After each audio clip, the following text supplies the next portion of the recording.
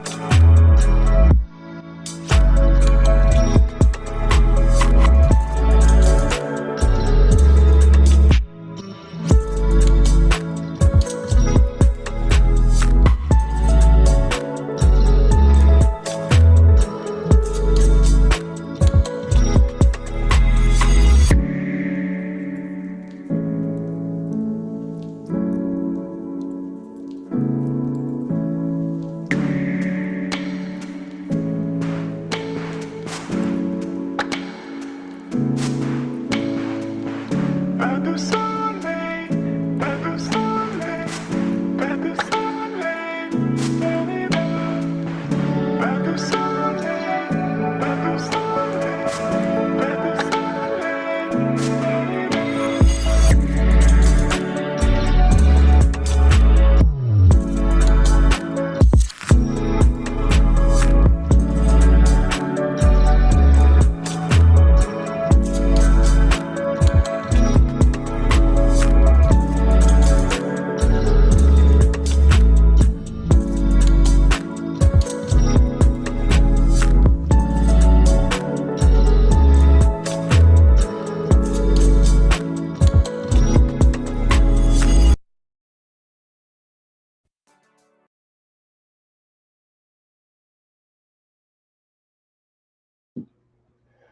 What's up, good people? What's up, good people? And listen, I decided to come on back live before it got too late or whatever case may be. I know a lot of people are going to be getting their weekend started, so they ain't going to give a damn about YouTube. So I wanted to come.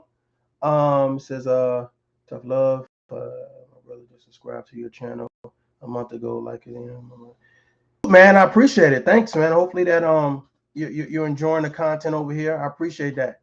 Salute to everybody in the chat. I just wanted to kind of come on and kind of knock out something that probably is going to help a lot of us moving in towards the weekend or whatever. To all the new subscribers, I appreciate you guys for being here. For all the returning subscribers, thank you for coming back. I just want to have this conversation real quick. I wanted to talk about love languages, and a lot of people, they are familiar with those, and then some people are not. So I wanted to kind of bring the old into the new or whatever. It's some people that says, man, cancel the love languages, ain't no such thing as love languages. But I wanted to see if you felt like, how you felt about love languages. Of course, we have the words of affirmation. Do you like to receive, oh, you're a great person, you're magnificent, et cetera, et cetera, et cetera. Physical touch, that's self-explanatory. Receiving gifts. Do you like people to buy you shit? Do you like people to give you stuff, surprise you with stuff? Quality time. I think quality time might be mine. I think quality time might be mine, or whatever case be. There's nothing like spending time with the person that you actually care about. I think that's good.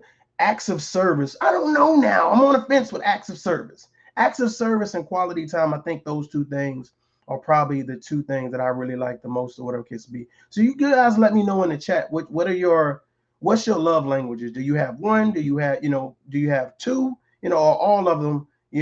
Something that you really like, or whatever case be. So I'm gonna be playing some videos. If you guys, what I'm saying, you're gonna be in and out, feel free to come back, check the replay, or add to the conversation. So I appreciate everybody in the chat. Carl, I see you. Carl, I see you. Lovely, what's going on? Lovely, I see you. Love, I see you. This is dope. So what we're gonna do is I'm gonna play a couple videos. Let me throw this up there real quick, because you know how things go. So we're gonna be talking about the love languages. I'm gonna drop the link to the panel. I don't know how long I'm gonna be here, but I'm gonna play this thing out. Um, so the first video kind of breaks down where the love languages originated from, who created them, and it's kind of breaks down each individual thing. And then we're going to go into some panels where it's some men talking and some females talking. So I'm going to be changing up the video, probably throwing photos on it or whatever, just to change it up a little bit or whatever. But I think the overall concept of the conversation needs to be had. I'm just bringing it all together. So let's get started. What's going on, guys? Today's video is going to be on the book The 5 Love Languages, The Secrets to Love That Last by Dr. Gary Chapman. So have you ever been in one of those relationships where you think you're doing everything you can to please your partner, but they're still feeling frustrated and unloved? I mean, you're giving them compliments, you work hard all day to bring home the bacon and pay the bills, you give them gifts, and you even do some chores around the house, but they're still feeling unloved. I mean, what more do they want, right? It's incredibly frustrating and annoying. Well, the reason why they aren't feeling loved, in short, is that you're not speaking their love language. The premise of the book is that people don't give and receive love in the same way. Most of us think that the way we want to be loved is how others want to be loved as well, but this is not the case. There are in fact 5 love languages. This is huge because if you're not speaking the same language as your partner, then you could be missing the mark completely and not even know it.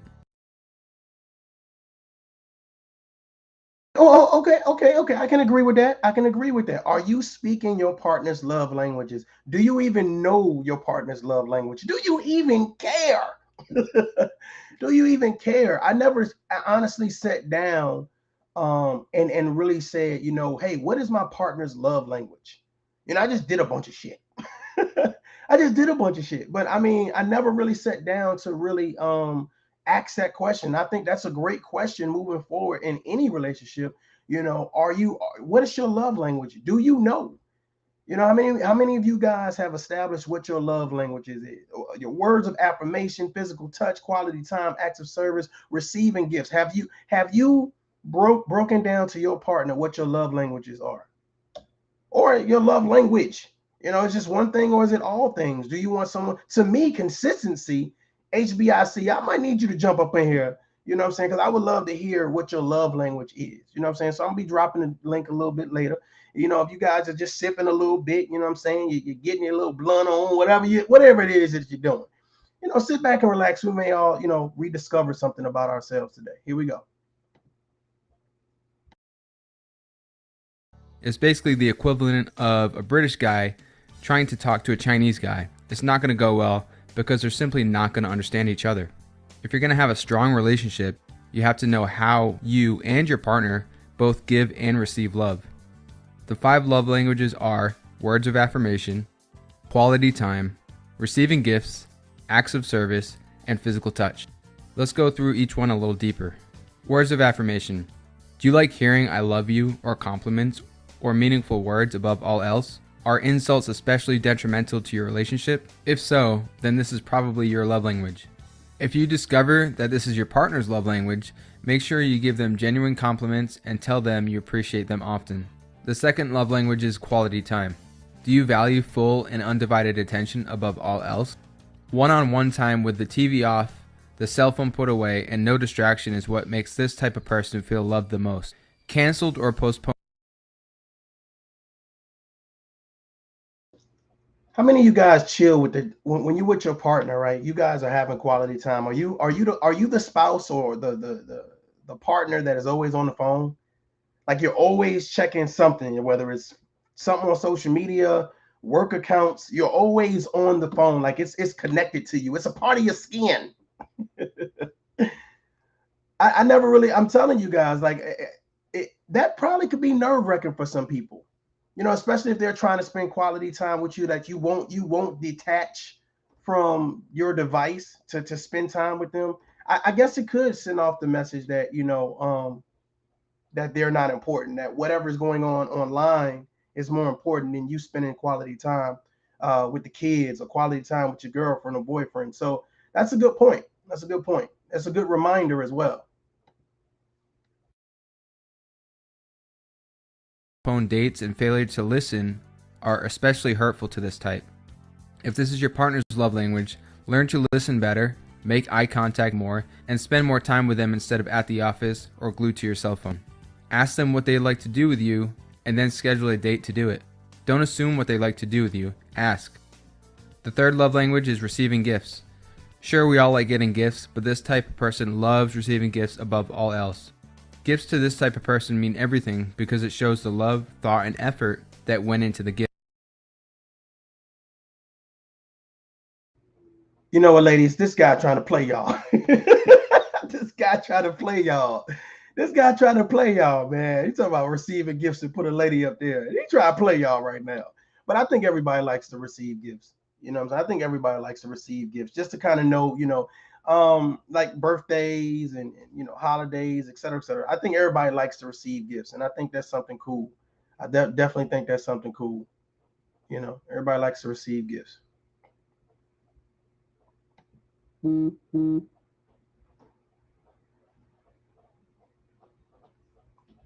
That's dope, Carl. I appreciate that. Speaking to everybody, that's dope. That's dope. That's dope. Welcome again, man. Welcome again. Appreciate you being here.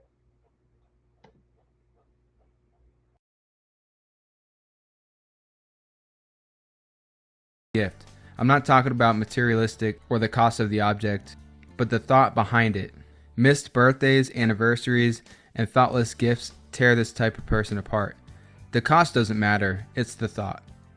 It can be as simple as a card or some picked flowers or a note saying that you love their eyes.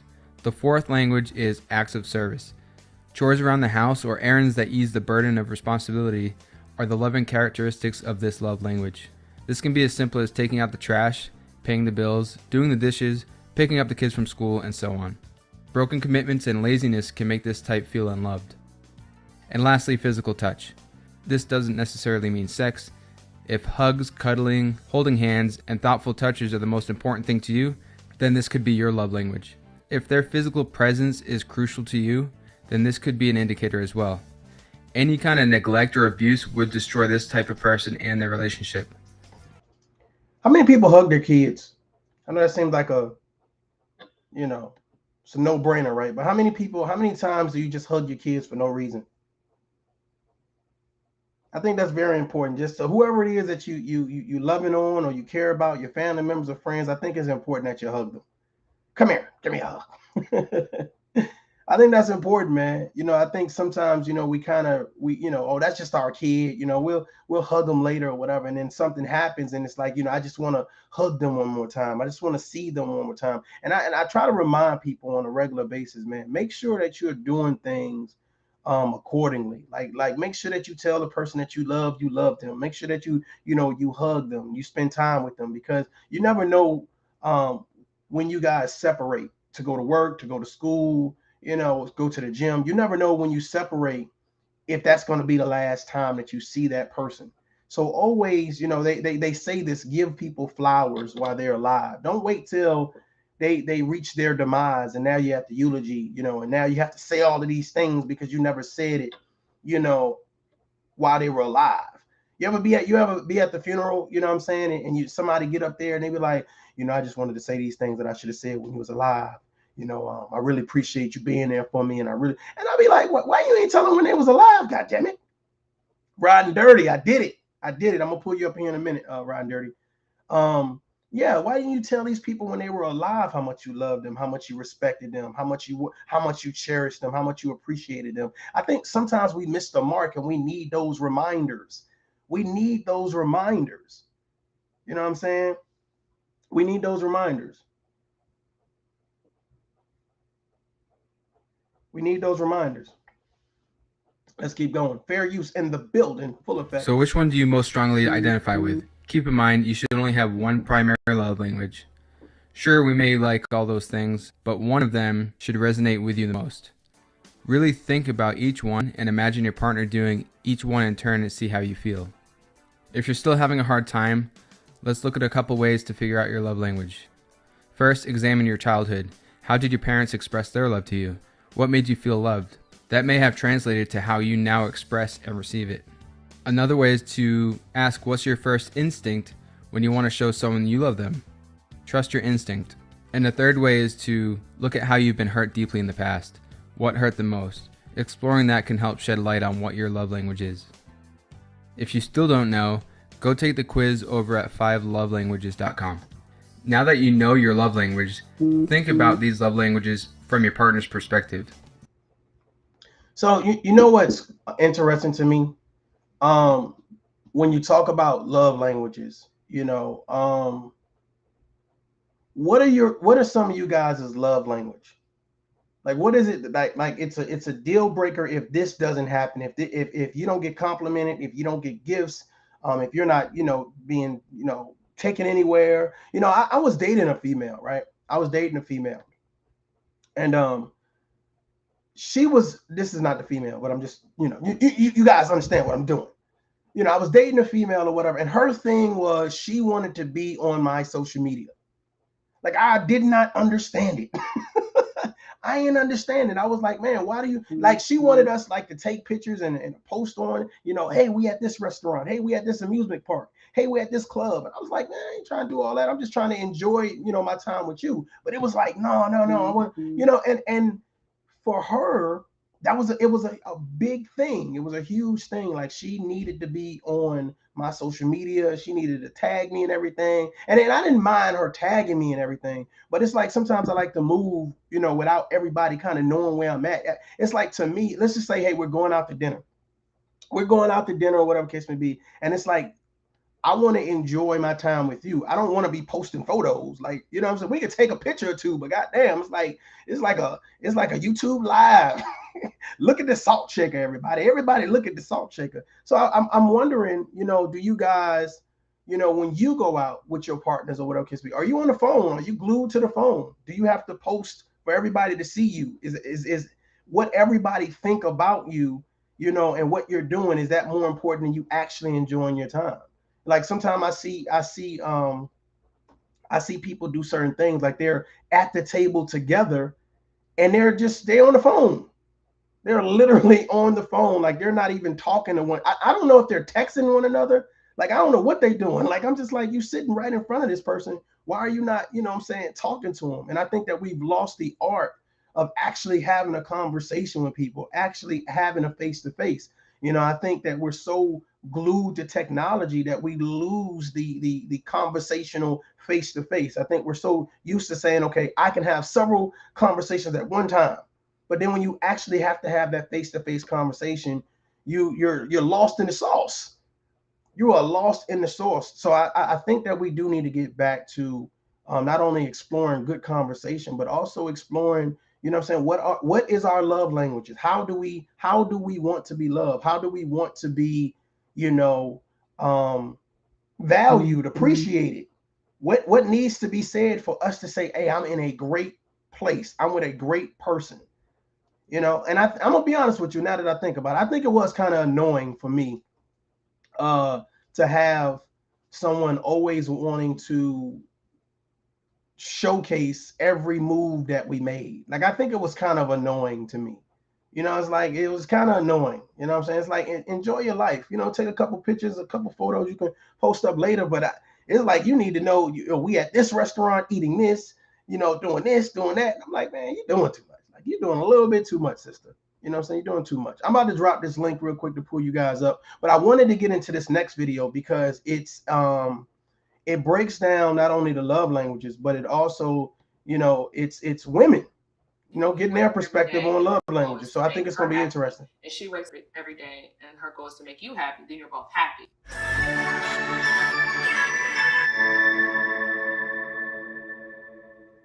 The love languages Yes. thing, Yep. which I didn't discover till way later in life too. Like, I look back at an old relationship and I'm like, man, if I had known that, Right. I see now, I Right. understand. Right. But you learn those from your parents most of Right. the time. So you learn those love languages and you learn how to love. Right. But I guess, like, my question, like, maybe for you is, say if you have the way that you need to be loved, Right. and then your partner has the way that they need to be loved, and you don't necessarily connect to that, do you feel like that's something that's a deal breaker, or is there a way to move past and give the person what they need, Yes. and without feeling like you're sacrificing something? So for me, what's crazy is that every relationship isn't the same, but my advice to anyone, and what I feel like has worked for my relationship, and it's my friend Jerome's dad said this at his sister's wedding.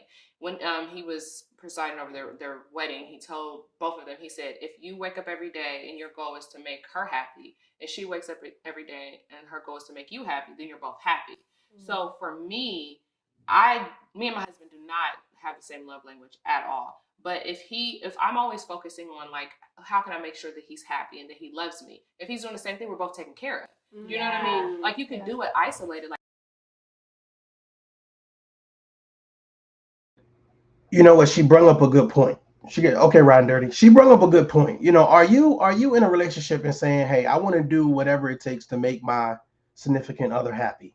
And I'm gonna tell you right now, today in modern society, we don't have it to me, it just seems really one-sided. Like it does. It seems really one-sided. It's not someone trying to make sure that their partner's happy. It's them making you happy. Like it's always one. Just seems one-sided. It's like, do this for me, do that for me, do this for me, do this for me. And this is like, well, is it equal? Does it mirror one another? And I think that a lot of times we get into a situation where, you know, we don't have balanced relationships. We don't have balanced relationships. We have people that say, you know what, you need to do for me, and depending on how much you do for me, I'll decide if it's enough. You know what I'm saying? I think that the hierarchy in relationships, it's kind of lopsided. So you have to make sure that the person that you're getting with, you know, they have balance. They have a certain level of understanding that, okay, this thing is not necessarily, well, yeah, I would say a 50-50, a give and take. You do for me, I do for you. So the same way that I'm putting in energy, you know, complimenting you, making sure that you have what you need, and surprising you with gifts, etc., then that should be reciprocated. But I see a lot of times where it's not, and it's always someone leaving a relationship feeling drained. It's always somebody feeling like, you know, you got the best of me, or I've given you all of these things and you never return the favor. You ever see somebody leave a relationship and they say, I used to do so much for her, I used to do so much for him? Like, I used to sit down like numerous times and always have someone come to me and say how much they did for the other person, but they never said they required the other person to do for them. And I said, well, as soon as you start seeing it lopsided, why don't you change the narrative and say, hey, we need to balance this thing out. You know, we need to make sure that we have a level of understanding when it comes to these love languages, to make sure that, hey, yeah, I'm giving to you, you giving to me. I'm doing for you. You know, we're having that spontaneity, whether it's going on a trip, whether it's going out to dinner, whether it's having sex. You know, we're doing those acts of service.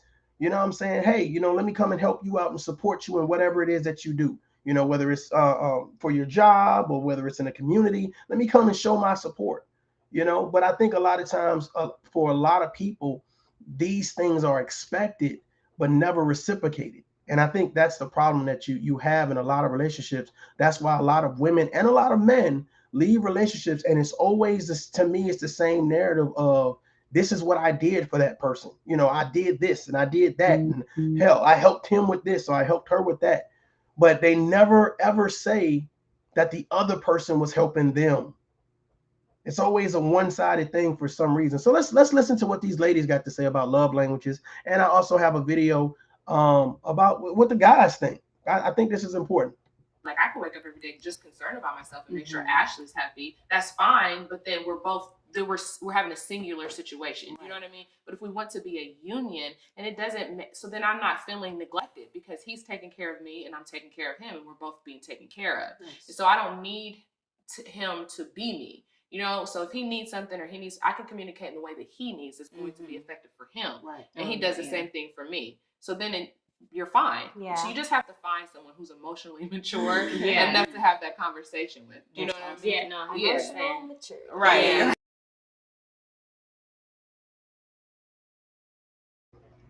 I like what she said right there. She said emotionally mature. I like that. I like the tone of that. Emotionally mature. You have to find someone willing to have the conversation and not willing to dismiss it or run away. But you have to set it up in a setting where it's a you guys can hear each other. I think a lot of times when we start dating and we get out there or whatever, it's always in a situation where it's just like it's alcohol involved, it's a lot of noise in the background, and you guys don't really get an understanding. Me personally, I think that if you're going to date, you need to go to maybe a coffee shop or a park, somewhere where you can actually learn one another. You can feel comfortable asking those questions that's going to really help you understand who that person is. What is your love languages? I think that should be a question. What's your love language? If you meet somebody and they have some potential, come on, y'all, they got some potential. You know what I'm saying? They got some potential. And you get into a conversation, ask them what's your love language. You know what I'm saying? What is something that you value that needs to be done? Is it communication? Do you value support? Do you value, what is it that drives you? Because there's some things that drive you, and if you don't find that your partner provides that, and I kind of go with my experience. Like I was in a relationship where it just felt like, what I'm saying, there was no value in I guess the promotion in reference to like support. You know what I'm saying? I think some people only support you the best way they know how.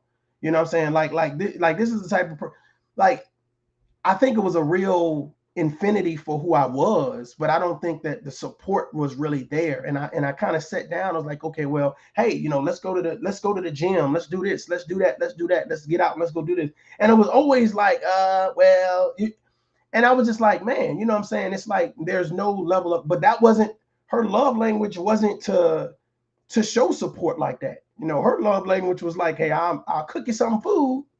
You know what I'm saying? I'm like, I like to eat, but I don't like to eat like that. You know what I'm saying? I like to eat, but I don't like to eat like that. And that was her way of showing, her love language. It was cooking. And I think that was kind of acts of service. I think it falls under acts of service. And it was like, yeah, that's cool. But, me personally, I'd rather go to the gym or take a, walk on a beach or something like that. And it was just like, well, this is the best way I know how. And I think that created frustration in our situation, because it was like how she wanted to promote her love languages, her love language was not how I was promoting, and then vice versa. So it was kind of frustrating, because it was like, damn, I don't feel like I'm getting what I deserve. And I think in the end, she would say the same thing. I don't think we're getting what we deserve out of this relationship. Let's keep going with this video. Salute to everybody in the chat. Right. Hashtag. I was just talking to my cousin about that, and she was a little bit intimidated by the thought of possibly meeting someone and then, oh shit, you find out they got completely different love languages. Yeah, and I told her, well, I actually have different love languages than my boyfriend. Right. And it still works. I'm conscious of it now. Yeah. And so, like I said about when you know better, you do Yeah. better. Yeah. Once you learn, once he's like, oh, so your love languages are words of affirmation. Right. And, mine is quality time and touch. Well, now we understand. Yeah. So it's not hard. You just didn't know. Right. And so you guys are like missing each other, rather. Right. Yeah. Did you learn So- that in therapy, or did you come to that just read from the book a experience? while ago, but recently just really Started applying. to it. really Yeah. applying it. Yeah. Like even having read it a while ago, I'm like, okay, that's cute. Right. So, but now being able to really see, well, oh, that's why that mattered so much. Right. Yeah. Oh, And so, the application now Mhm. is just, there's so much growth. It's like- Yeah. Yeah. Yeah.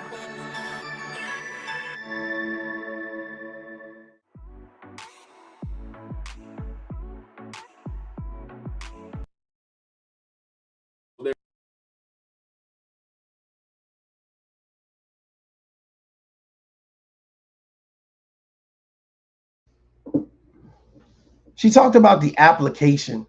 You know what I'm saying? It's great to get information, but a lot of times we don't apply it. I'm gonna be honest, I'm gonna drop this link real quick. I'm gonna drop the link.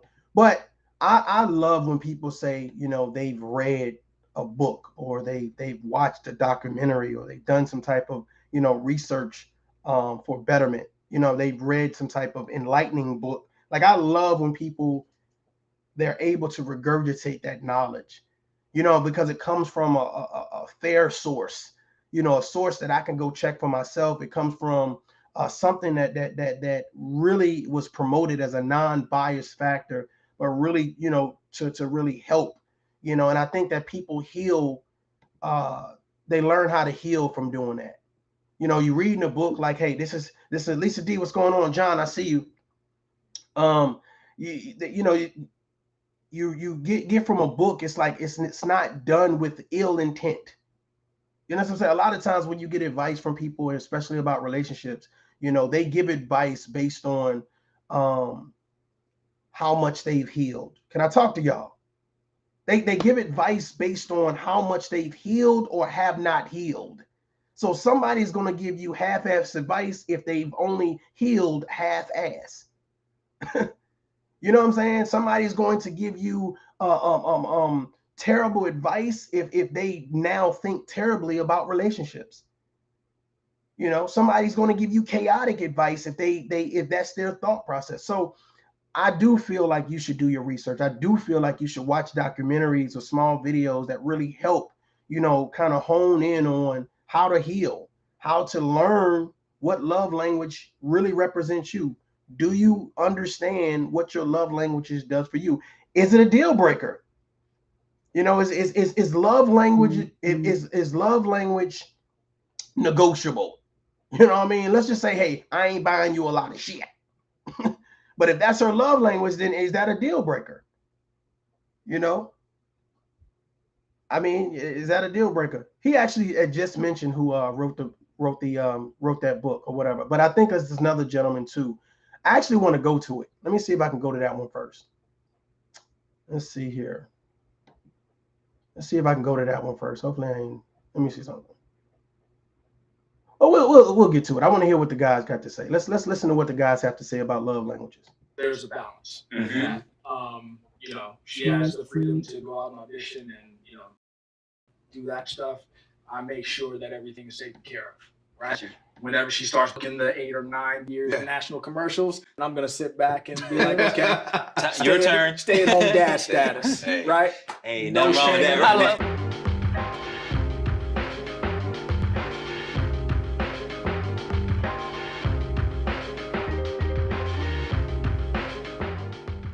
Does anyone want to jump in on that love language one time?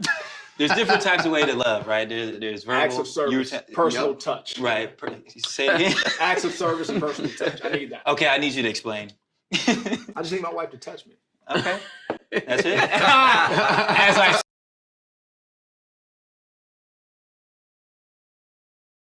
So hey, y'all stop playing with me and go ahead and hit that like button. Let's get some people up in here. Let's have this conversation. So I like the fact that this gentleman says, hey, acts of service and personal touch. He already jumped right in there. He understands. He knows the assignment. Hey, this is what I want. This is what I need. You know what I'm saying? And I think that to me personally, when you first meet someone and you're interested in them and you see their potential and they see your potential, these are conversations that you need to have. What is your love language? Or do you have multiple love languages? I mean, that's a real question. Do you have multiple love languages? I think it's very important that you identify, especially when you start out. And here's the thing, can you start off with one love language and then find out, you know what, I don't really, that's not as important as the other love language. So can you switch it up? Can you start with one and then end up, you know what I'm saying? I'm sure as you get older, you know what I'm saying, your priorities change. What you thought that was important when you were younger now is not a priority as you're older. It's just like, you know, when I was younger, I'm gonna be honest with you, man, you talk about SUVs, TVs in the car, big rims, the loudest sound system, and now it's just like, hey man, I'm good the way the car is. You know, I'm sure I'm gonna get something with a quality sound system. You know, I'm gonna keep the factory rims on there. You know, I probably tint the windows out just a little bit. You know what I'm saying? So my kids ain't baking in the back seat. But I'm a little bit older now, a little bit more wise, a little bit more mature, you know, and I'm like, I could take this money and use it for something else. Now, don't get me wrong, you know what I'm saying? It's going to have to be a nice car, but It's just I don't gut the whole car out when I get it and change it all up, and it has to be lights on it, and it has to be you have to hear me from 2 blocks away. I think you change as you get older. So is it possible that your love languages can change?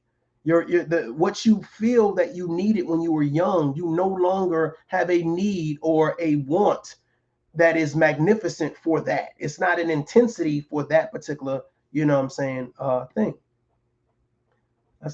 Let me drop this link for you guys. Memphis in the building. You guys want to pull up, feel free to pull up. Link is in the chat if you want to pull up.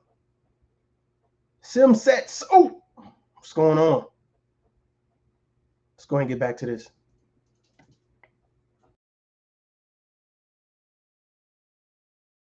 Sip it from the cup. No, So touch. Like he look at the camera. He hopes you watch this. Right. but yeah, quality time is one that's important to me. Yeah.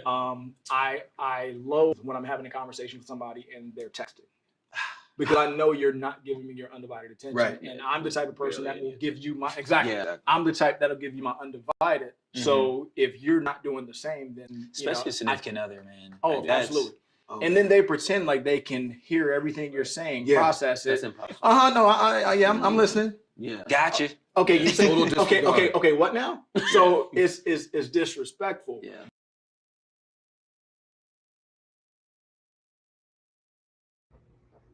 Riding Dirty, what's going on, man? Hey, what's happening, bro? I'm chilling, man. I know that this was a topic that was kind of near and dear to you, whatever. I don't know how long you've been actually in here or whatever, but I got a chance to play kind of like the female point of view for the love languages. Right now I'm playing the guy's point of view for love languages. But what do you feel? You know what I'm saying? What do you feel about love languages? Is it important? Or is it a bunch of BS? What's your partake on it? Nurse Petty, what's going on? I believe it's worth it to the people that want to see the worth in it. I read that book probably 20 years ago, and it's been worth it with every relationship I've had, be it professional, personal, whatever. Because we talk a lot about, like people projecting, you know what I mean? Like people projecting their fears or their worries or whatever. People also project the way that they want to be loved, or the way that they receive love or acknowledge love. Like me, for instance, I'm an active service guy. That's me. I work, and I just have my routine. Like every Sunday, that's command maintenance day. We area beautification. That's the day I make sure I get up and my wife's car gets filled up, it gets cleaned out, and it gets everything for the rest of the week. That's my, acts of service.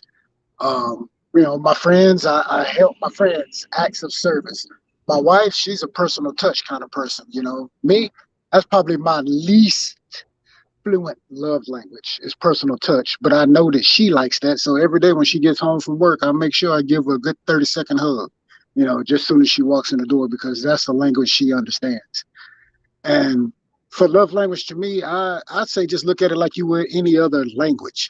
You have, there's 5, but you could be fluent in one language, as in that's your first language. And then like me, acts of service is my first language. Personal touch could be my second language. Quality time could be my third one. And as long as I'm fluent enough to establish a conversation or whatever centered around love, I don't have to know all of the touchy-feely stuff of the personal touch, but I just got to know enough to communicate with my wife in a way that she understands it. I like that you said that. You know what? As I look at this on the screen like this, I think, to be honest with you, this all boils down to just being someone that cares. Like they care to say good stuff. They care to give you hugs, or they care to give you gifts. They care to spend time with you. They care to do things for you. Like to me, this just sounds like a good person, a good man or a good woman. That to me personally, like you might not even know that these are the things that you're doing on a list, but obviously someone has put this together and say, hey, this is basically what a good person does. You know what I'm saying? A good person wants to be there for you in a special way, especially if that's your significant other. Hey, I want to make sure the person knows that I love them, I care about them, I want to support them. And I think that this list, now that I look at it like this, I just feel like this is a good person. You know, this is, at what point in time do you not do these things? At what point in time do you not say, hey, wife, I love you, right? At what point in time, like you say, yeah, I give her a 30-second hug or whatever it case be. At what point in time do you not buy her gifts? At what point in time do you not, take her to dinner or make dinner for her? So I think that this is just a good man or a good woman. What's your thoughts? I think a lot of it has to do with knowing your partner. Okay. You know what I mean? Like, say for instance, like my wife, she like for instance, like when we first got together, she started just trying to buy me stuff, like, oh, I think he'll like this shirt, or oh, I think he'll like this watch, and blah, blah, blah. And giving gifts and receiving gifts is not my love language. Hell, I don't even know what the hell I want, let alone telling somebody else what to buy me. Right. But, I realized, hey, she's doing this stuff just because she's trying to show me that she loves me. However, gifts is not her primary love language. So she's not paying attention necessarily in the way to get me the right gift. Does that make sense? Yeah, I get it. You know what I'm saying? So to alleviate that, I say, hey, look, if you ever want to buy me anything just to show you love me, tell the kids to get me some crazy ass socks or some cowboy stuff, Dallas Cowboy stuff, and we'll be all right. I know you finna hate on them. It's cool. It's cool. But what I'm saying is, though, it laid the foundation for my family. If they ever say, hey, you know what, we want to buy daddy something, they know what to buy, and they know it's something that I'll appreciate and I'll treasure, versus them pissing in the dark trying to figure out, how to reward me with a gift. Yeah. I was like that too, which is interesting because I did have one relationship where this female is kind of like, yeah, I want to buy you stuff or whatever. And I'm gonna be honest with you, man. It's like the stuff that she was buying me, I don't know. I was like, I do not want to wear this. I don't want to wear none of this stuff she buy. I mean, I appreciate it, but I'm gonna tell you what pissed her off. Like, she ended up buying me a hand game, because I saw something on TV and I said, man, that's got look kind of cool. So the next day, she went out and wrapped it up and all that good stuff, and she got it for me, but I never played with it. And when I tell you, we were like in this heated, I don't even know what the conversation was about, but we were talking, and she was like, and you never opened up that game system I brought. Oh my God. Like, this is like 6 months late. I mean, to be honest with you, man, I mean, I was just speaking like it would be cool. It looks cool. And she went out and got it, and I appreciated it. But I was like, it wasn't like something I really, really wanted. So it was kind of like, but I didn't do it to be like hurtful, but I didn't know it hurt her feelings. So I had to apologize. Like, I apologize. I'm not a gaming person like that. Right. And that's I know exactly where you're coming from, man. I'm the same way. But professionally speaking, it happens. Excuse me. It happens the same way, because any leader can tell you that you got to be able to, or it'd be wise to be able to understand the personalities of the people under your charge, and to be able to manage that talent or those attributes in a productive way, right? And I say all that to say this. At this one job I had, my boss told me he wanted to have a certified water lab. And so for anybody that don't know, that means whenever my soldiers were going out taking water samples all across Germany, they brought them back to my lab, or the lab in my office, and we processed it. And so in order to have a certified lab, it has to be by the book, right? And so I had one soldier that had a chemistry degree. And I said, well, shit, what better person to put in a water lab than I'm trying to get a water lab running than a person that has a chemistry degree? So problem one solved. Well, the other problem is that she was really meek and timid. And in my water lab, I needed to be a sterile environment. No eating, no whatever. When you come in, you put on your smock, you do all your stuff, and it's by the book. But once she got it up and running, I had another soldier that just loved to cuss everybody out. That was her style. If you wanted to reach her, you had to talk to her like anything but a child of God. But that's what got her attention. Right. And so I put her in the water lab because her language was, if Sergeant Benton gave me this job, I'm not going to let him down. I don't care if I hurt your feelings in the process. So Mm, that was the personality and that language that I needed at that time to make sure that the other soldier's hard work didn't go by the wayside because I replaced her with somebody who didn't care.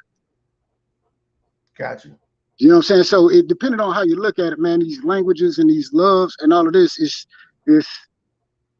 it's tools, it's attributes, and you know, like saying, it's about knowing your partner. And if you find out what your partner's love language is, that doesn't mean you have to change yours. It's just saying sometimes if I want to show affection in the way that my partner understands it naturally, then you speak their language. Got You know, you. it's kind of like, I don't know, if you've ever been in France, they don't want you speaking French if you're an American.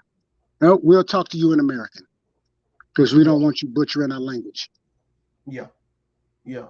It's so funny that you said that because there are a lot of people their love language is vile. You're like, I want you, like, I want that energy because you talking to me crazy shows me that you care and you love me. You know what I'm saying? Curse me out, say this to me, like, and I see that on social media. Like, I'll notice that if you talk to someone, like, let's say you talk to someone, salute, righteous ruthless. If you talk to someone nicely, it's like nah. But if you curse them out, you get their attention.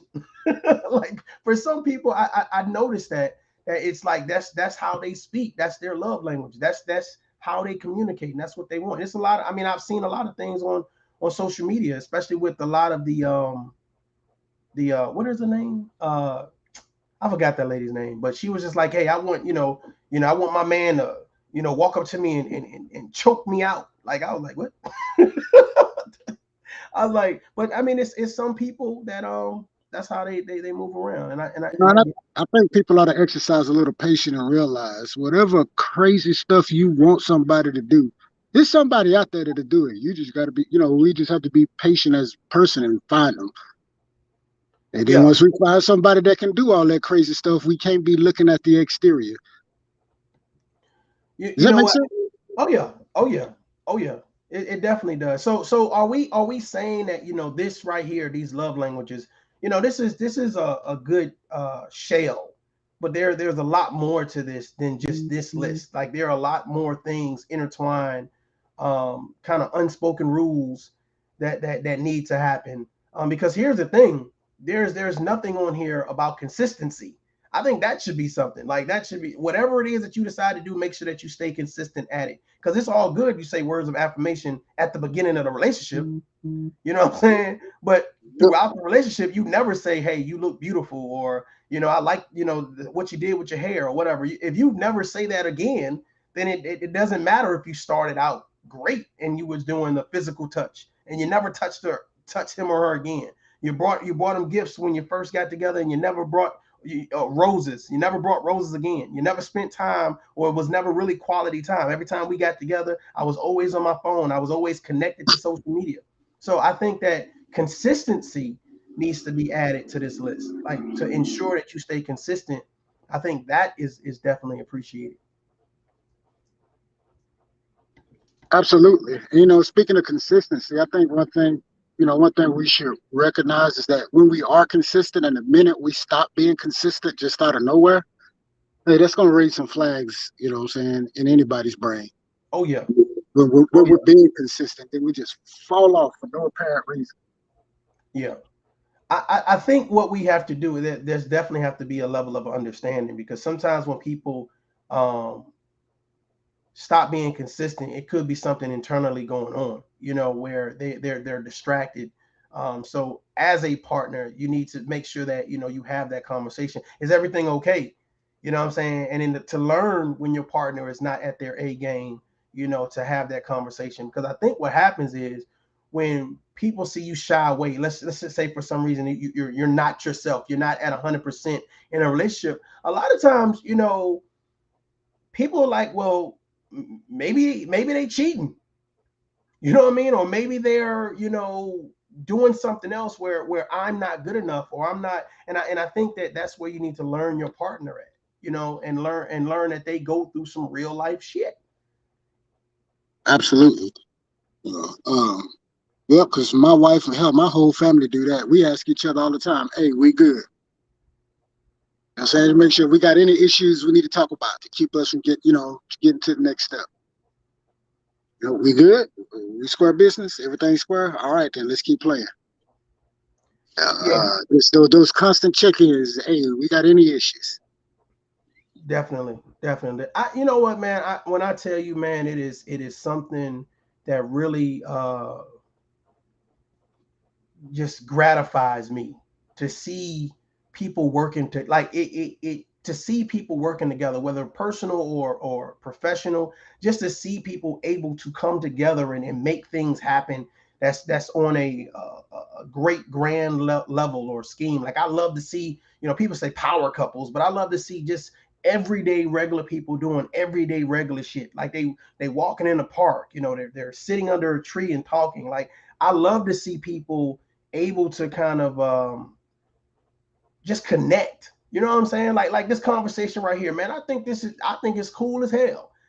Two grown men saying, hey, the importance of love languages, how it affects us, how it affects our family, and then have the people in the chat. I see right now, it's a lot of people chiming in right now. Salute to y'all.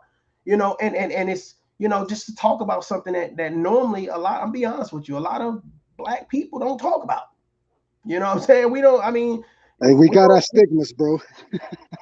Yeah, I'm just saying, I'm sure there is some conversation. I'm just saying, overall, these conversations are far and few.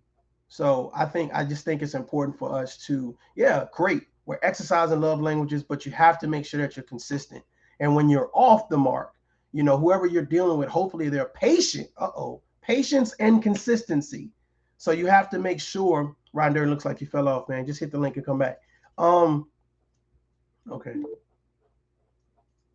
you're back. Patience and consistency, I think, definitely needs to be added to this list.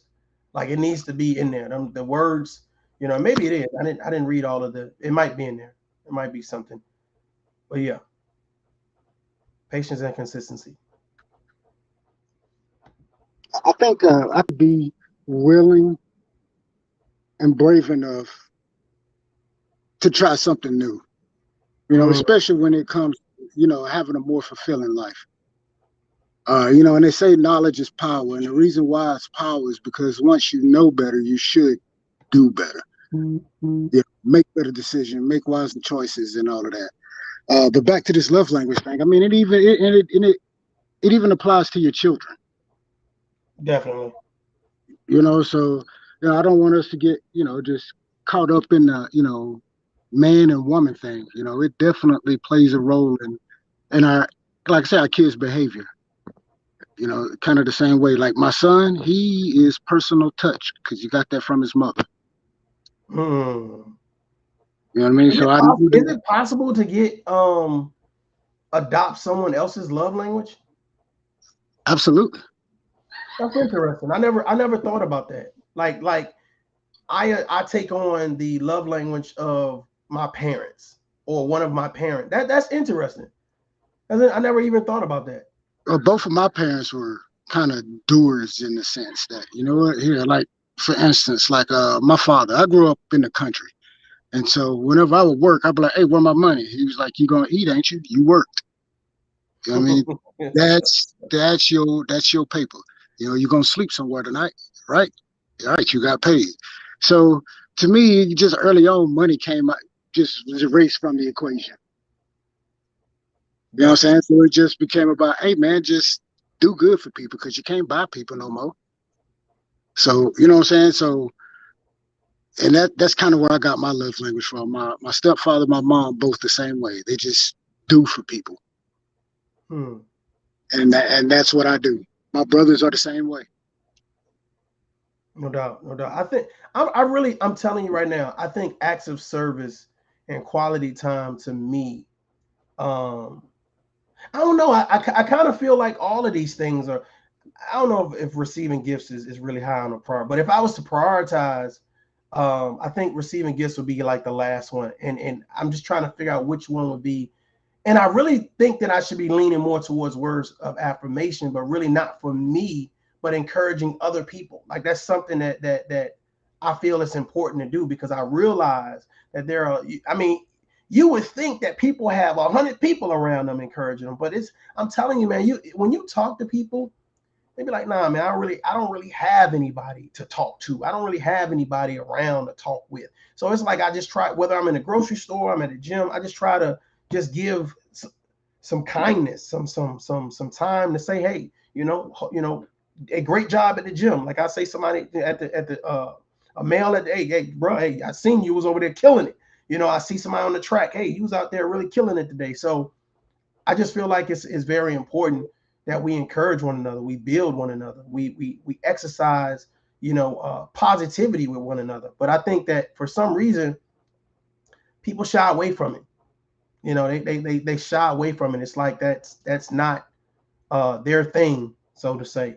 It looked like riding dirty, fella. I'm gonna drop this link again. Anybody that wants to join the conversation, I'm gonna play a little bit more of this video, because I think that these videos, we played the female's perspective. I want to play the male's perspective as well. So let me play this real quick for you guys.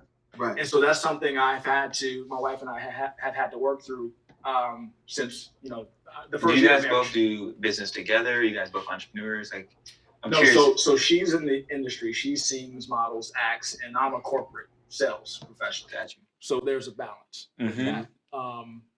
She has the freedom to go out and audition and do that stuff. I make sure that everything is taken care of. Right. Got you. Whenever she starts booking the 8 or 9 years of national commercials, then I'm gonna sit back and be like, okay, your turn. Stay at home dad status, right? Hey, No nothing wrong with shame. that. I love it. We talked about having the woman earn more money. I would welcome that opportunity. I would too, man. Because like I said, I like being. Well, I mean, as long as she is the same. If she make more money, if she had the same thought process as you have, like. Yeah.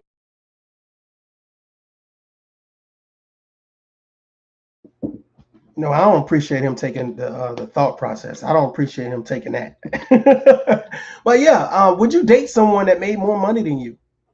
If you're a guy and the person that you're dealing with, makes more money than you, the female that you're dealing with make more money, would you guys feel ashamed? Like, I wouldn't feel ashamed. I'm gonna be honest with you. I don't know if it would. I don't think it would matter to me. You know what I'm saying? They say some things money can't buy. A great conversation, a great experience in reference to quality time, a partner, someone to really love and be there. There's some things that money can't buy. You can go buy a lot of materialistic shit, but really, can you buy somebody to care about you? Can you buy someone to care about you? Yeah, they can fake pretend. Like, sometimes I feel sorry for celebrities, man, because it's like you never know why people want to be attached or affiliated to you. You know what I'm saying? But I don't think I would have an issue with it if a woman made more money than me. You know what I'm saying? Because I realize that what I'm providing for that woman is me. And I would like to think that everybody feels like they're priceless. You see what I'm saying? You can't put a value on what it is that you bring to the table when you talk about companionship. Companionship is like off the charts. You know what I'm saying? And I realize there's some people who pay for escorts and do all of those things or whatever. But really, at the end of the day, when you're sick, you want somebody to be there. You know what I'm saying? When you're sad, you want somebody to be there. When you're lonely, you want somebody to be there. But you want someone to be there genuinely. You know what I'm saying? That's an honest person. That's a good person. So yeah, I think that I wouldn't necessarily care if my significant other or girlfriend made more money than me. I mean, I think that it helps with a better life, but our companionship, to me, is what should be valued more. Let's get back to the video.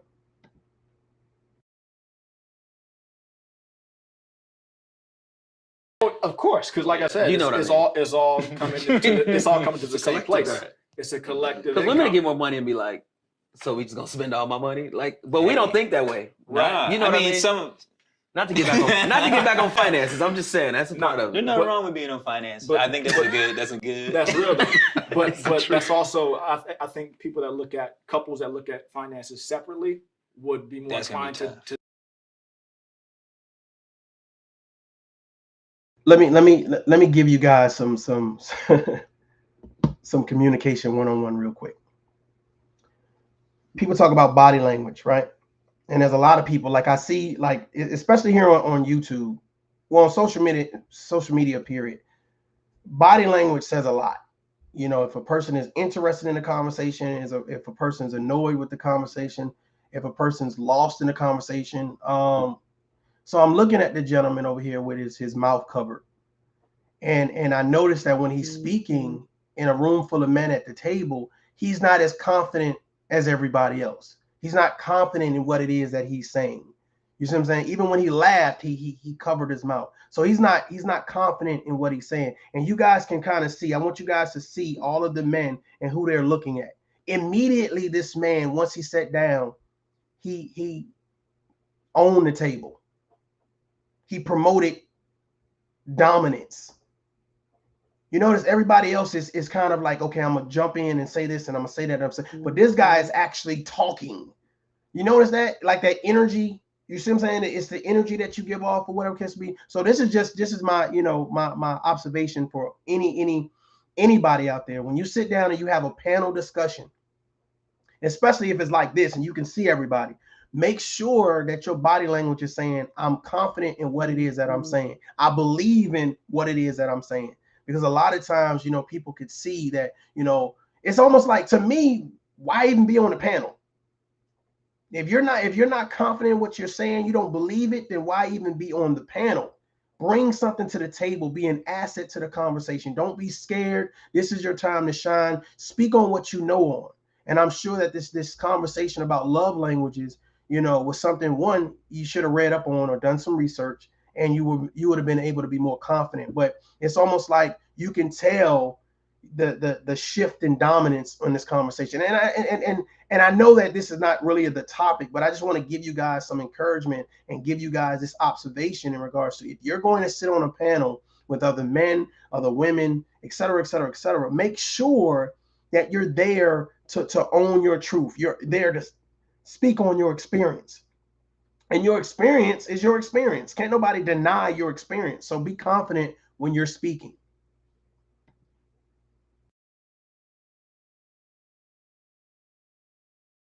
To deal with that issue, as opposed to one that has already developed a system where we look at everything collectively.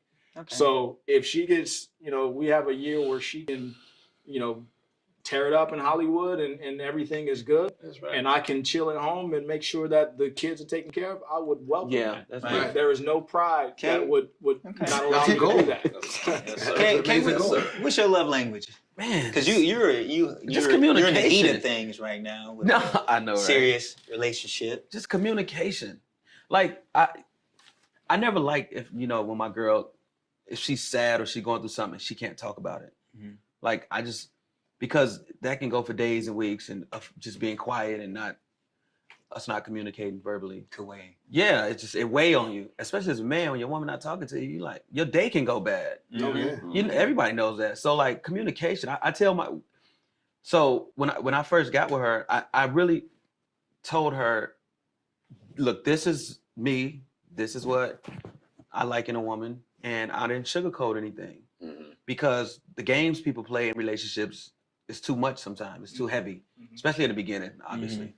So what happens with that is when you're just honest and truthful with the person, it helps. So I communicated very well with her what I've been through, the type of. Look, man, look. I know we talking about love languages. I just have an issue when a man can't look me in the eye. I'm just telling you, man. I just have an issue when men can't look me in the eye. You know what I'm saying? And you get the, you know, playing with the table and doing all this other stuff. I don't know. It's just like, I'm gonna be honest with you. It's I don't know. It just, I don't know. It just kind of, I want to say rubbing me the wrong way. I'm just saying it's just, you have to be assertive. You know what I'm saying? Now, it's a conversation. There's no wrong answer here. You know what I'm saying? There's no wrong answer here. And I just feel like to me, this guy is not showing any example of being in the conversation. It's like he's trying to find his words. He's struggling, trying to figure it out. And it's like, man, just talk, just speak. You know, just speak. It's so choppy for some reason, and it doesn't have to be choppy.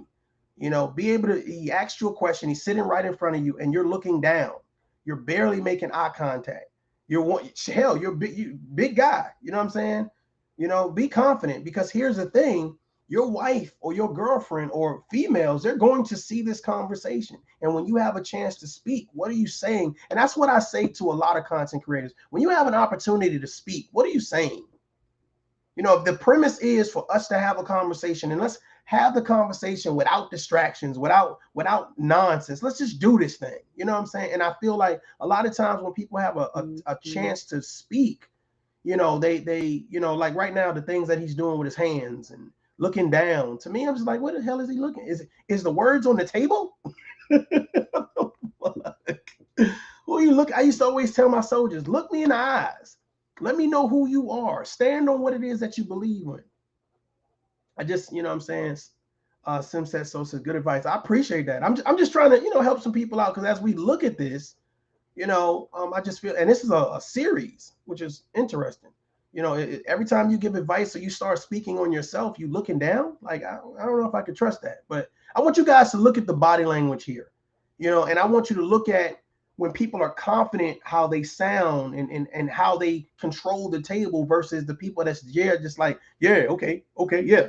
I mean, it's like, I think those people should be replaced and put some people on there that are bold in their confidence, you know, that are bold. I can look you in your eyes and speak as a man. But you guys, I mean, I could be, you know, maybe. I feel like I'm right, but you guys let me know in the comments what you think.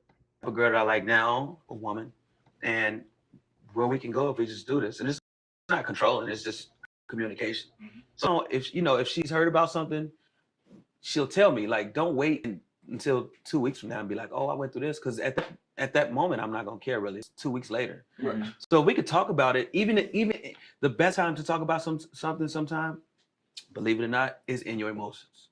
Because it can get hype, like the hype can go up of how loud you communicate or how much. Did he say the best time to talk? Listen, that was bad advice, ladies and gentlemen. That's bad advice. And because he's struggling with the conversation, even though he's saying, see, right now, here's the thing, man. This is my yeah, he could be. And let me throw this on the screen. You're exactly right. He could be a shy person. You're exactly right. And let me tell you something. If you shy, don't get your ass on a talk show. Don't get your ass on a talk show. You're going to have to speak. And because you're trying to grab something, like you ever see a person saying a bunch of stuff because they hopefully something they say makes a point. Here's the thing. He just said, oh, so when you're in your emotions, that's the best time to talk about something. No, it's not. It's not. You do not want to talk to an overly emotional person, because here's the thing. For them to get their point across, they're going to take it to the full out extreme. For them to get the one up, for them to get the win in the conversation, that is not the best time to talk to someone. You want to talk to people when they're level-headed.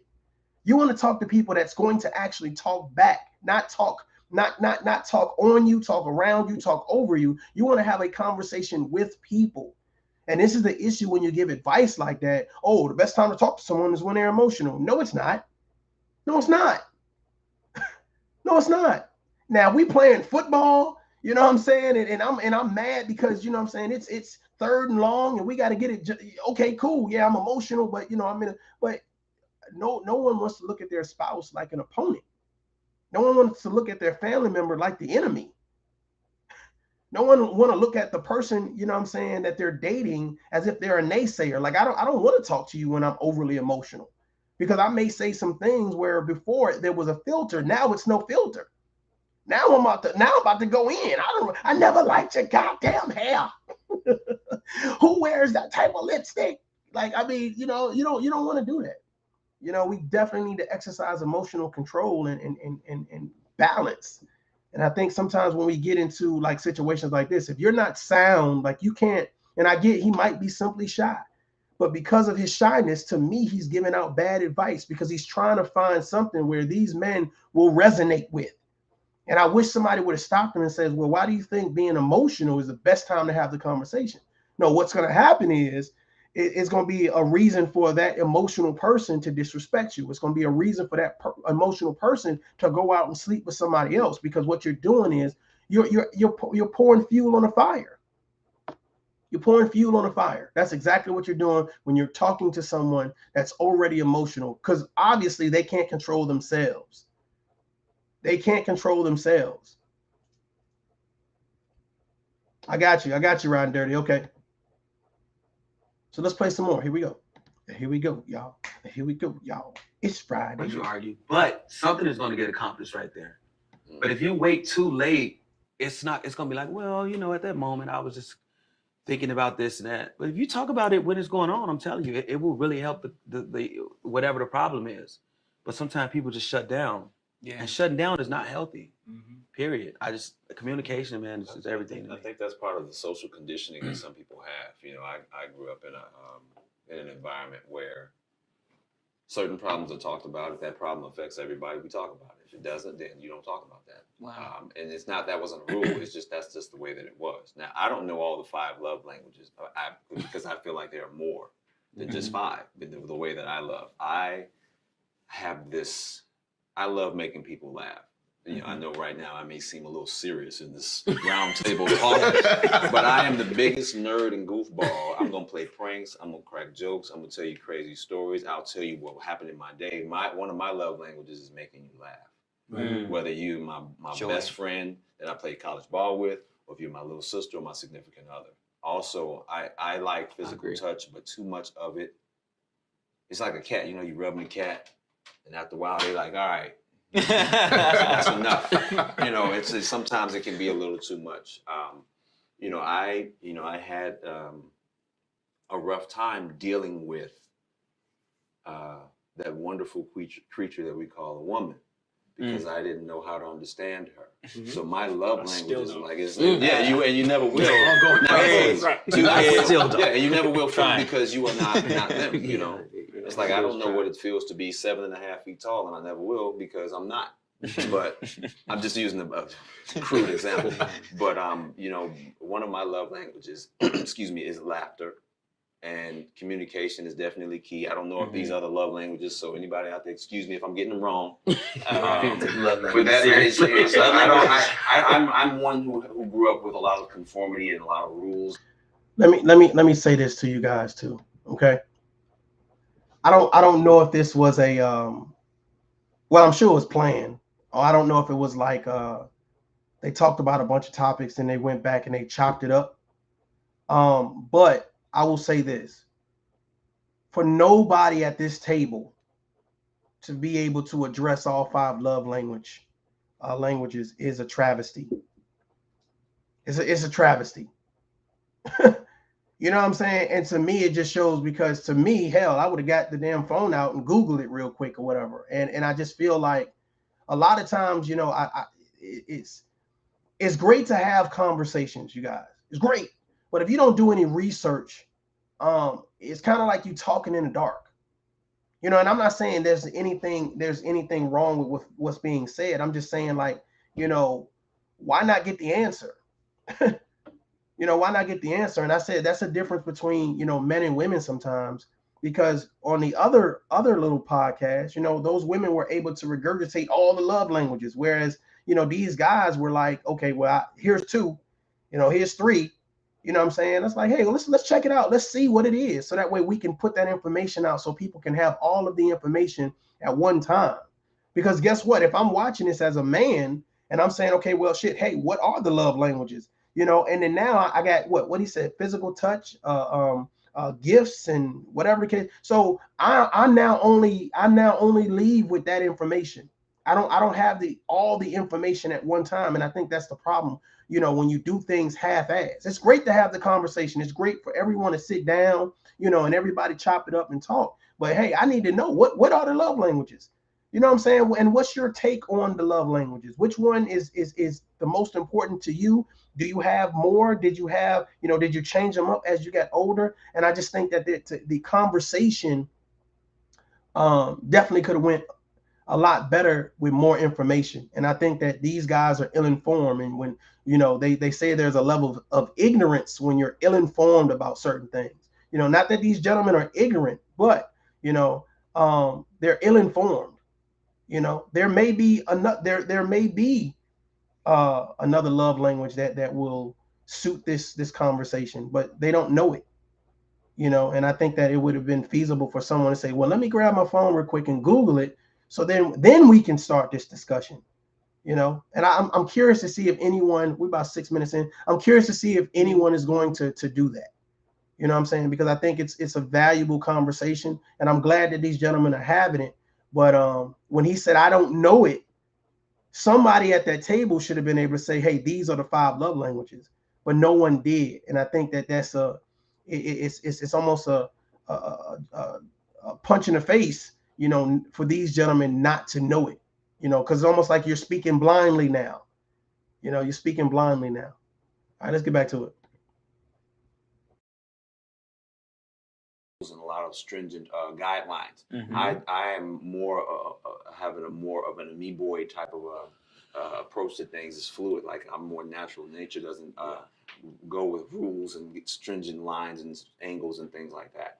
I like things to be fluid, which is why I communicate. And I can, to your point, Kay, sometimes being in your emotions when you communicate, one of your love languages, if you or any of you do something, say we all best friends, right?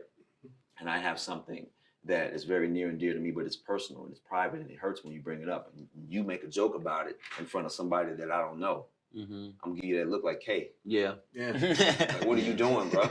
You know, because if I say, oh, okay, come on, man, don't josh me like that. No, I'm gonna let you know, hey, man, that ain't cool, bro. Yeah. Because if you don't do that, you're honest with yourself, but honest with that other person. Like, hey, man, that's not what we do. Yeah. And with that level of communication, sometimes I've been told in relationships or dating that I'm intimidating because of my size, my voice, my stature, and the way I look. They say the look on my face is like a look of death. And someone that Why you gotta look my direction? one woman that I dated one time, she just went and started talking about some private stuff to people, and I said, hey, come here for a second. What are you doing? You know, I gave her that look like, why would you do that to me? You know what I'm saying? She was like, what's wrong with you? I was like, that's not fair. You know, you guys, I don't know how much longer I'm gonna watch. I don't know, because I don't like when you have a panel and it's everybody is not in the conversation. You know what I'm saying? Now I'm looking at this. I'm hearing what this guy is saying. There's nothing wrong with what he's saying. Cool, great. But I'm looking at this panel. Let me let it play. But let me cut the sound. Hold on. I'm looking at this right here, and the guy on the left with the sweater, he hasn't said shit. They've been there for 7 minutes. He hasn't said nothing. What the hell? Like, he hasn't interjected and said anything. And I really want to see if he's gonna come in and say anything, because it's just interesting to me. Like, here's the thing, man. If you guys have, you know, life experience, no one can take away what you've learned out of life. No one can take that away from you. You know what I'm saying? If you don't feel comfortable with what you've learned out of life, hell, some people, maybe they don't learn a lesson. Maybe they don't learn a lesson, and I get it. But when you get on these things right here, you laughing. I don't know. It just, I don't know. Let me tune back in. Hold on. I just want to see if he's gonna talk. Let me see if he's gonna talk. He's talking now. Let me listen to what he got to say. I will say that because for me, coming from a military background, everyone in my family. Oh Lord, he's coming from military, but it's 9 minutes in. He just started talking. Come on, man. I'm gonna shut up. But I'm just saying, come on, man. If you're gonna be in the conversation, be in the conversation. Be in the conversation. But I'm gonna see what he says. Here we go. Was the military aside from myself, so we didn't talk about problems or issues. But from the males at family, the love language that was constantly displayed was being able to provide, to where your significant other didn't have to worry about anything. Wow. So my love language was more so to make sure we would always have food on the table. We had a place. Anything you wanted to do. Actions, yeah. Like anything you wanted to do, I would bust my ass, or I would work hard to. I would work hard. Who knows what I'm about to say? Who knows what I'm about to say right now? Who knows what I'm about? I'm about to piss somebody off. Listen. Ladies and gentlemen, when he said putting food on the table, right? Providing for my family, and the guy said actions, he doesn't understand the love language he's explaining. You understand what I'm saying? And this is why I said it's important to understand what you're talking about. So his first thing should have been, hey, my love languages is, you know, acts of service. You know, I provide, you know, that to me, that does it for me, being a provider to my family or to my significant other. You understand what I'm saying? You see how you lead with that? I mean, you ain't got to say it like that, but I'm just saying he didn't know that's where what he did fit into the love language conversation. That's why it's important to say if it's 5 love languages, right? Then damn, why not just say, okay, these are the 5 love languages, so that way these guys can say, you know, yeah, okay, this is my love language. I think that's the first thing that should have happened. What are your love languages? Like, what is your love language? And go around the table. What's your love language, right? And why is that important to you? You know, are you dating anybody? Are you married? Okay, cool. What's their love language? You know, and just kind of see how well-rounded these guys are. You know, and I hope somebody would be honest. Like, man, I ain't never okay, riding dirty. I you know, I hope somebody would be honest and say, yeah, I don't know what the hell my love language is, because a lot of people don't know. But then when you watch shows like this, and you hope that, you know what I'm saying, forward to the guy with the sweater. Yeah, he's talking now. I'm gonna let him talk. He just said he got a military background, so I'm definitely interested in what he has to say. But Ron Dirty out. He said I'm back. Let me drop this. If you guys want to join the panel, feel free to pull up. You know, feel free to pull up. Don't be shy. Don't be shy. You know, don't be shy. So let's listen to what he says. Let's listen to what he has to say. Hard to make sure that we could do that and that it won't be a stress on your back.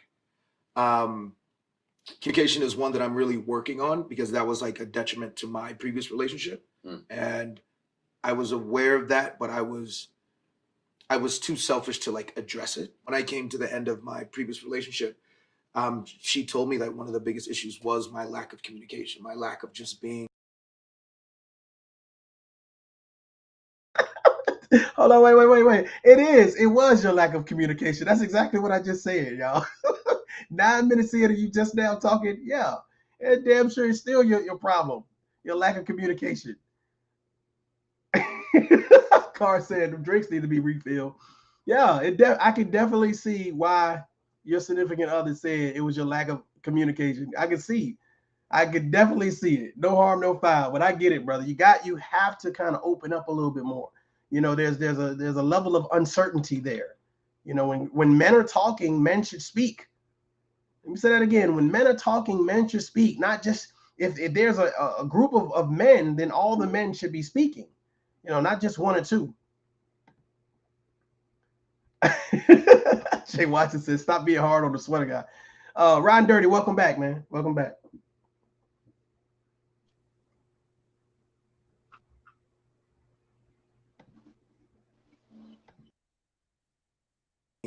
Verbally honest with what I wanted, where we were at. So like now, post relationship, back again to therapy is able to help me be able to communicate more of what I'm feeling, what I want, not being too afraid to say, like, you know, I want to hit this level in our relationship before we do.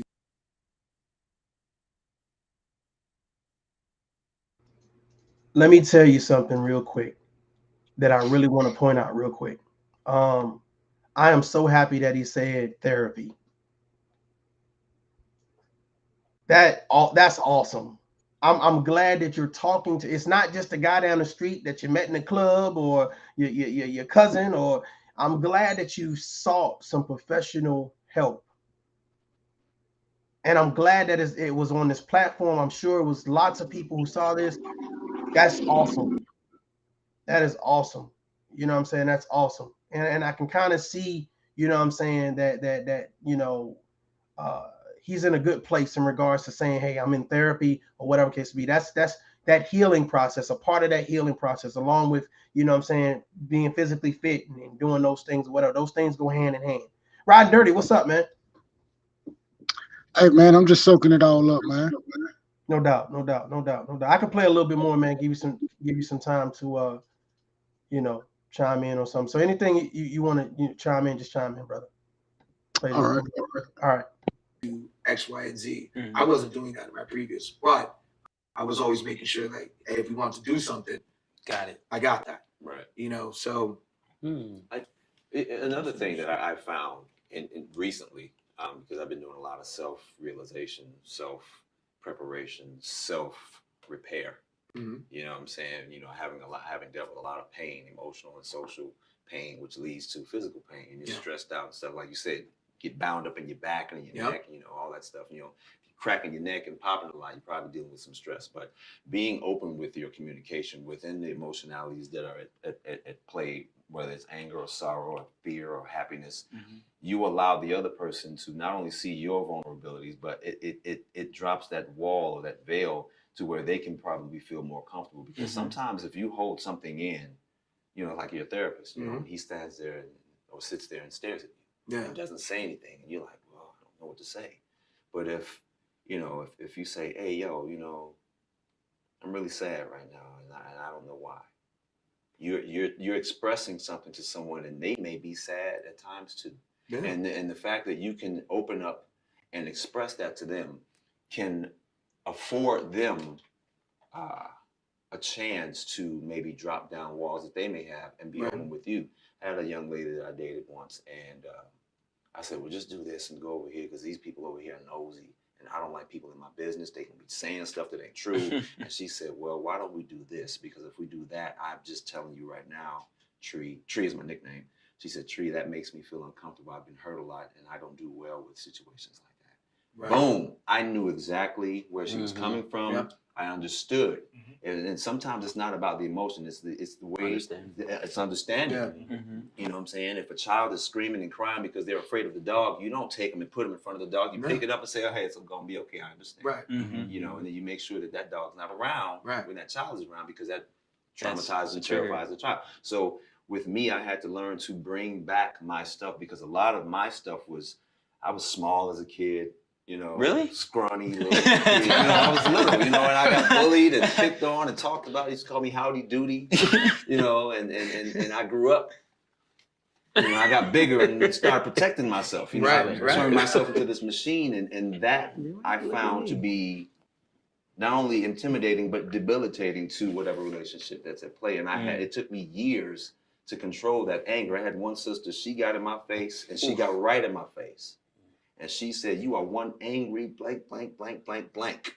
And she stood right there in my face, little bitty thing. And I was like, and the way she said it, it just rang my bell. And I was like, and I did it, and I'm standing there and I realized what my posture was. Right? Do you all remember the cartoon, The Hunchback of Notre Dame? Yeah. When, you know what I find interesting, and I see that a lot too, just studying people's behavior. The guy that says, I just want to make people laugh. Like that's one of my love languages. You know, I like to, you know, I like to make people laugh, is the same guy that at one point in time says that I had so much built up anger. Is that not interesting? Ron Dirty, what you think about that, bro? Oh yeah, that's definitely interesting. You know, and that just goes to show you, you know, no matter how big or small or what, you know, people look like on the outside, everybody got something that they're insecure about. Yeah, everybody that's carrying some kind of burden, you know what I mean, that affects how they carry themselves in public. Definitely. And I think it's just, I think that these conversations right here, to me, are healthy and well needed. And I'm happy that I came across this video. Just matter of fact, hey, salute to you, man, because you're the one that suggested the love language conversation. And I'm just glad that I was able to show both the male and the female perspective. So and then to have our interacting conversation as well. And I appreciate you guys in the chat. You guys are an asset to this conversation as well. So, but it's just interesting to me that he said, you know, hey, you know, my sister had to kind of give me some tough love and tell me how angry I was, etc. You know, and I don't know how long ago that was, but for him to be like, you know, I'm the guy that, you know, I want to make people laugh. I want to, you know, bring the humor, you know, to the table. And I think that was just interesting that he was saying, or it was said that, you know, he was, you know, an angry guy. So I think that it's just interesting, and it resonates.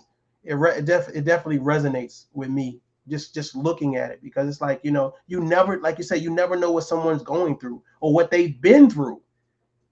You know what I'm saying? You never know. So that's why you because we don't know, hey, this guy could be on the verge of snapping right now. You know what I mean? And suppose there was someone at the table that says, okay, I want to be an agitator. You know, I want to, you know, disrupt this union or this conversation. And this guy right now is like, hey, you know, I'm an angry person. Well, I don't know about you, but back in the day, I used to be like, hey, man, I'm not about to dog these soldiers out and make them feel some kind of way. Because y'all forget next week, we got to go qualify, right? Yeah. I was never one of the even as a first sergeant, man, I was never one of those guys that really wanted to pound the soldiers. Like because I used to always have these non-commissioned officers, good non-commissioned officers, but you know, you get one or two people, and it's like they let the power go to their head. And it's like I have we like, let's say PT in the morning. Like we just did a company run or whatever case may be, we get back or whatever. And I guess, you know, the soldier, you know, they done something or whatever, you know, and it's like, I understand smoking a soldier or whatever, but I was always one of them NCOs where I'm gonna get down with you. You know what I'm saying? If I'm saying, hey, front, back, go, like, okay, you know, but I see people where they stand over top of the soldier, and it's just like they how can I say this? They foam at the mouth, if that makes sense. Like they love it. They love like just like drilling the soldier. Like, and you can clearly see that the soldiers had enough. You know, your point has been made, but it's just like just over and over and over. And it's like, man, come on, man. Like we're destroying the people that we should be teaching and protecting. You know, we're destroying them. Go ahead. And I think part of it is, you know, kind of like what I was saying earlier, is that people, you know, a lot of people lack the ability to see inside a person, is just seeing a person, you know what I'm saying? To see their strengths and weaknesses, you know, and like I say, how to leverage their strengths and improve their weaknesses. Ron Dirty, I'm about to get you the hell up out of here for speaking the way you're speaking right now. With common sense. Listen, bro, listen. You know what's so funny? I'm glad you just said that. We as former military personnel, right? That was our thing, though, to evaluate strengths and weaknesses of people, to realize what drives people, to realize what motivates people, to make sure that they are in accordance to, you know, the Army rules and regulations. How can I make you the best you? How can I help you pull out the potential that you already have? How can I hone in on that and make you awesome? And it's funny that when you leave the military, there's not people out there doing that. There's not people out there trying to make people better or, you know, have conversations that mean anything. So it's funny that you said that, because that was our job for years, to help make people better, to help groom them for success. And it's just interesting that's not the conversation that I see a lot. Right. And, you know, and I think, you know, a lot of people get your passion. They don't understand it. You know, but I think those that have been in the military, you know what I mean? Like, we get it. So, you know, it's like, yeah, duh. But a lot of people just don't understand the passion behind it, because they don't, you know, because the Army is a lifestyle. The military is a lifestyle. It's not a job. And those people that approach it like a job, they don't like it and they don't last long. But for those that embrace the lifestyle, you know, you thrive, and it's not hard to let go, you know, because you embrace all of the things that the general public love about the military. And that lifestyle, you have to be a mentor. You have to be a leader. You have to be selfless. You have to be available. You know, you have to stand on your word. You can't tell somebody to do something if you haven't done it. You know, it's just all of these little bitty nuances that go into it that become who you are. And even though you take off the uniform, you know what I'm saying, you can't break those habits of helping people become the best version of themselves. You know, like, I think the public don't understand what it's like to take a young soldier, sit him in front of a bunch of senior non-commissioned officers, and have to sell them as to why this person should get promoted. I'm gonna tell you right now, Rod and Dirty. No, finish your statement, dog. I don't want to my bad. Just to sell them, but not only that, just, you know, like, you see a person that literally come from damn near nothing and they thrive and they achieve, and the only thing it takes is the right coach and the right people pushing them the right direction. Because like I say, you see it in a million times over in the military. It works because the structure is there and everybody has a common objective, that to be the most lethal fighting force on the planet, right? That's the one common objective. But once we get outside the installation, man, that objective ain't the same for everybody. Yeah. And so it's Right. it's hard to find that common thread, that commonality, that that shared humanity that spreads across all of us, no matter what color, creed, background, or whatever. We're all human at this level, and send the message at that level where everybody can read it or interpret it. I totally agree, man. You know what's so interesting is you're right. When you have to explain your passion, I never had to explain it before. When I walked in a room, you know what I'm saying, here comes a leader. I didn't have to say I was a leader. You know that this is a leader. How you carry yourself, the first words out your mouth, your body language. Like They call that command presence, right? Definitely. So it's whereas it would be something to strive for or to as a lower enlisted, or hell, as even with your peers. You know what I'm saying? I mean, you could be a leader amongst leaders but still stand out. So but there's a unspoken rule per se. It's like, okay, well, hey,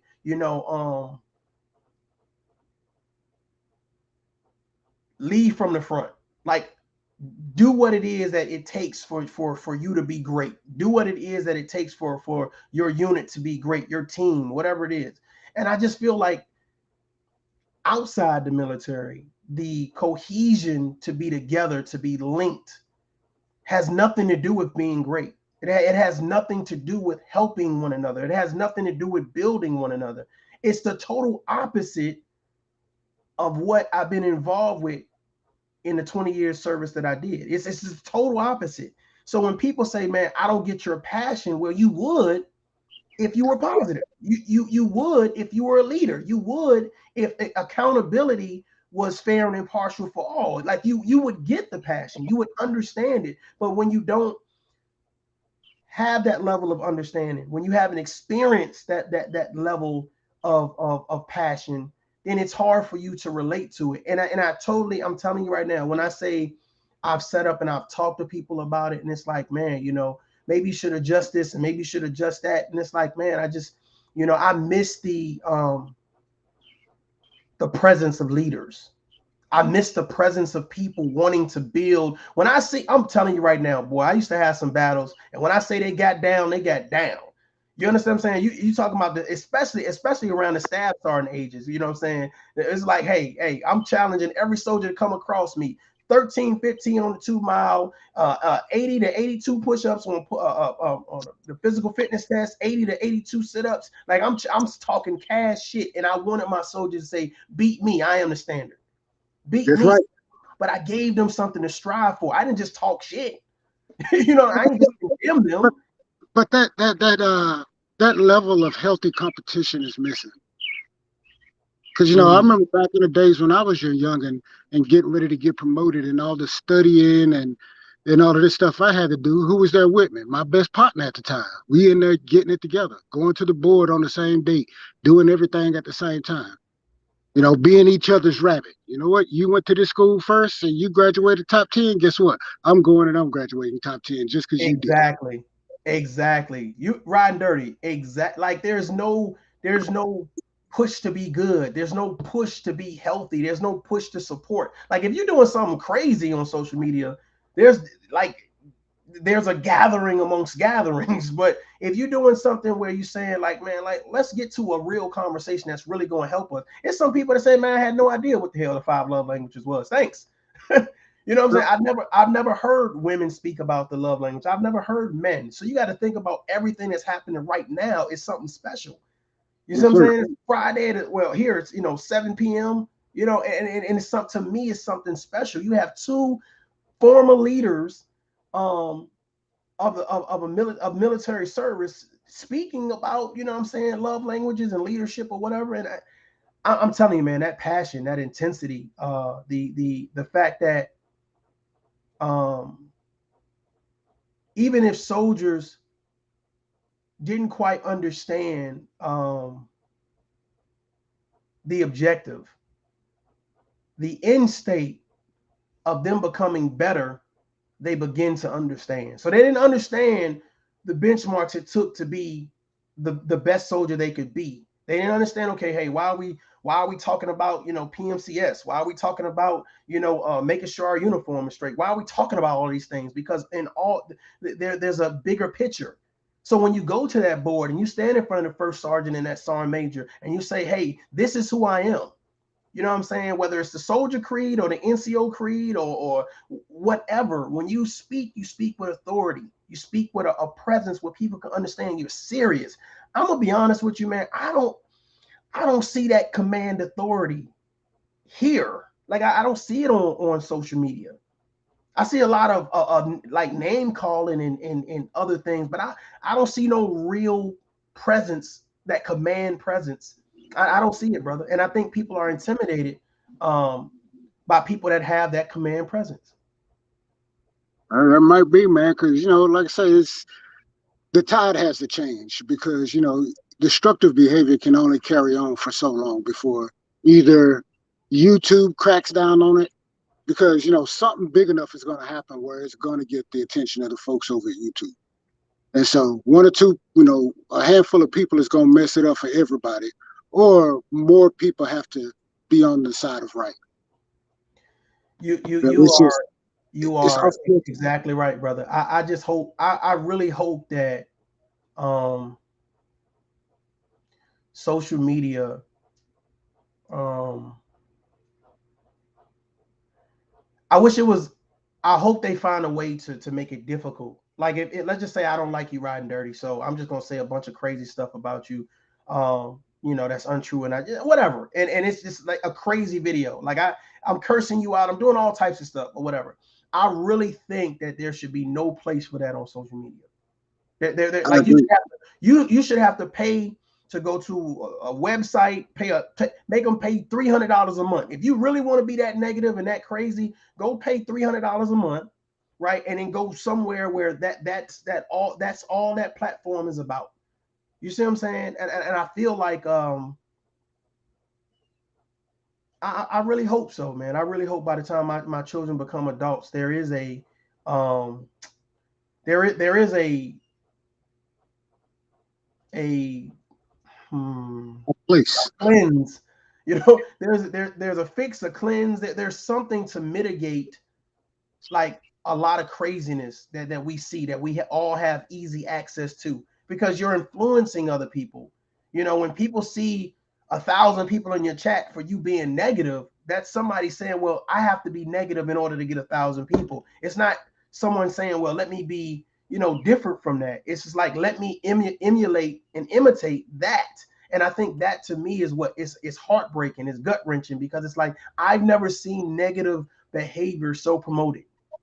In 20 years, I've never seen it promoted. And I think that's what shakes me up a little bit. Like, damn, is this really like, what's up? Is this really cool? Like, I don't have a channel, and like I say, I don't want to have one. I just don't want a YouTube channel. But anyway, so from the outside looking in, it's obvious that YouTube is a new hustle. You know what I mean? It's the new hustle. You know, it's a race to 1,000 voters, 1,000 subscribers or whatever, and whatever it is you do to get monetized. Because, you know, I sit around and I float, you know, around through the YouTube streets, and I just, nope, I'm not taking a right at this next light. I'm going to keep on going straight because I already know what's down there. Nope. Too many people out just standing in the middle of the road talking about a bunch of BS. Nope, not going down there. I'm gonna be honest with you, man. Not only did I unsubscribe, you know, and I hit the not interested. If someone, you know, something suggested, my soul, my shanana. It won't allow me to sit, because some things is just like, when I say vile, my G, like it's just vile. And it's like, man, I feel sorry for people. You know what I'm saying? I feel sorry for people because I'm very optimistic, man. But it's just the things that we will do to one another and call it content, you know, and call it a time well spent. And I just think that, man, it's like, man, if you're, imagine me, you know, my little girl come, you know, running in, hey, dad, da, da, da, and I'm sitting online, you know, cursing out black women. You know what I'm saying? Or you know, you know, a homeboy called me like, yo, bro, hey, my girl just broke up, you know, blah, blah, blah. You know, I'm online bashing black men. I'm online, you know, talking about, you know, how bad the gay community is. Like, I just feel like there's a time and a place for everything. But I feel like for some reason, when you say the black sector of YouTube, no one says how great it is, how positive it is, how we build one another up, how we communicate, how we talk about the love language. No one says anything good. No one says nothing good. So if black people can't say that it's good, I want you to think about this, Riding Dirty. Then I'm gonna get a floor to you. If black people can't say that the black sector of YouTube is good, imagine what white people say. Another race of people, imagine what they think when they see we condemn each other online. Then you get mad when they condemn us. Like selective outrage. I'm mad at another race for saying true statements. We destroy one another. We disrespect one another. We degrade one another. When no one's off limits, not even your children. I heard a content creator say, if you post your children, like I post my kid, you know, on my feed, I post my children from time to time. But I post them on my community tab. Like, you know, my daughter the other day had swim lessons and shit. Her first swim lesson. And I heard a content creator say, well, if you post your kids online and somebody, you know, basically takes the photo and uploads it, you can't get mad. Man, I went back and deleted that goddamn photo. And I said, this is some sick shit. Yes, it is. This is some sick shit, man. Can you imagine somebody now? I've already had it happen one time, but I handled that. I nipped that in the bud. But can you imagine someone taking your child's photo to use it for content against you? Oh yeah, for that negative ass propaganda. Yeah, man. Listen, man. Like, I'm not as tough as you, man. Like I say, that's why I don't have a page, because I'd have done snapped. And like you say, you know, when you have somebody for years have woken up every day and decided that they just might die that day because that's the life that they live, and they've accepted death every day.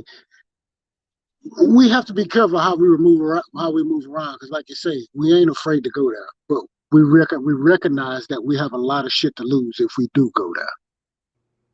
I totally agree, brother. And that's why I said it's not the people that talk the loudest on YouTube. To me, they the weakest, but it's the people that are reserved with their emotions. They're reserved. You understand what I'm saying? Like, you're while you're making the video or making more videos to condemn and muddy the waters, these people are already gathering what they need to come see you and do a night out. You see what I'm saying? Like, it's different. And I just try to tell people, like, just because you're not cussing and fussing and screaming and yelling or whatever, it don't mean that you don't have a level of get her done in you. Like, right. It don't mean that. What it means is that you realize that once you cross that line, it's no return. Like, it's not gonna just be, you know, disrespect back and forth. It's going to be a catastrophe. You know what I'm saying? When my soldiers and when we went to Iraq, we went to Afghanistan, you know, to see people lose their life, you learn to value life. And I've seen people ask people and plead with people to say, hey man, you know, that's not worth it. You know, let's not do that, because I've seen people snap before. I've seen people snap before, and it's not pretty. And normally people that they snap on are people that's not ready for what's going to happen. They're not ready for it. They are not ready for the consequences or whatever that you know it takes. You know, speaking of the YouTube streets, man, somebody mentioned attachment earlier today in the earlier live, and I think there's a lot of attachment syndrome going on in my eyes. You get these content creators that come out with good messages, and like I said, YouTube is a new hustle. So people come up and they don't have a message, so they attach their name to the most popular name and call that their message. And so to anybody listening, man, just hey, if you're here for the entertainment, stay on the entertainment side. Or no, you can come on the growth side, but don't bring the growth over to the entertainment and the entertainment over to the growth. Because it's got to be separated. You're right. It's got to be exactly right. No amount of praise is going to work over on that side. No amount of peaceful talk or whatever, because like I say, people just want what they want, and peace and positivity is not a part of it. So we just need to stick to helping the people that want to be helped. Yeah. I mean, to kind of tailor it back to the beginning of the topic, which is love languages or whatever. Right. Again, I think that there is I have a passion, and there's a need to help people. There's a need to help balance perspectives, to change the narrative. I hate the fact, I despise it that we as Black community on YouTube, a lot of people feel that there's nothing to be gained or learned, that everyone is with the foolishness, and I just feel like there has to be a space. It's almost like we demand this space. This is our area, and it's a part of Black. You know what I'm saying? I just feel like that there has to be light in the darkness. It has to be some light in the darkness. When I'm searching, content creators or what, and I deliberately do things from a marketing standpoint, but I deliberately do certain things. Like when you look up a Charleston White or you look up a Hassan Campbell, I want you to see a tough love video. Hell, I might even use their face. I want you to accidentally click on a tough love video and say, what the hell is this? And a lot of time, I'm telling you right now, I get emails, bro, and I clicked on your video by accident, goddamn it.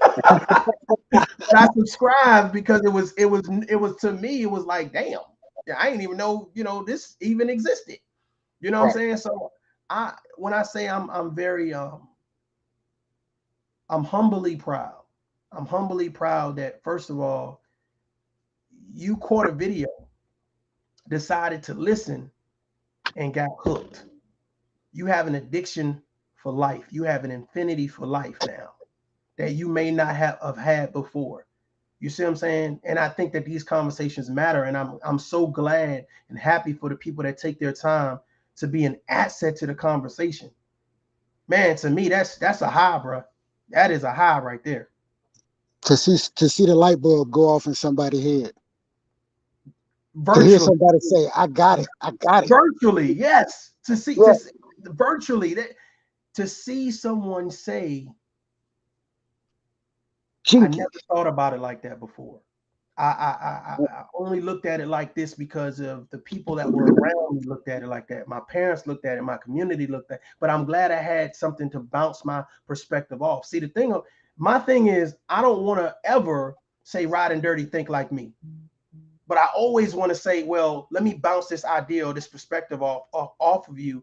That way I can see how balanced I am as a person. I'm telling you, man, I do it meticulously, and it's always worked in my favor. I'll bring Rod and Dirty to this conversation. Okay, cool. Let me bounce some things off of Rod and Dirty and see where my perspective actually lands. It's either going to land balanced or it's going to be far left. But you would never know that I'm doing that. But I'm just saying it publicly. These are the things that I do because it lets me know where I stand. Right. It lets me know where I stand. And I think you've even seen me doing my own self-troubleshooting when I go back and reply to the videos. Yes. Yes. You know, so I'm like, no, I shouldn't have said that. That was BS, whatever. So, I think, we just need to realize that we're always under construction. But we are the ones doing the work on ourselves. Yeah. You know, You're right. we're under construction and we can, you know, God's still working on me. No, God is empowering you to work on yourself. Quasimodo. Right. You're right. You're No, right. go ahead. No. I was just gonna play it, let it play out. But I just I'm excited, man. I'm excited to kind of learn my love languages and kind of see, you know, which one works for me. I think at different times, different things are needed. You know what I mean? Sometimes, hey, you need a back rub or you need somebody to say, hey, you're doing a good job or whatever. So I really appreciate the people that you know say, hey Yeah. guys, stay focused. You know what I'm saying?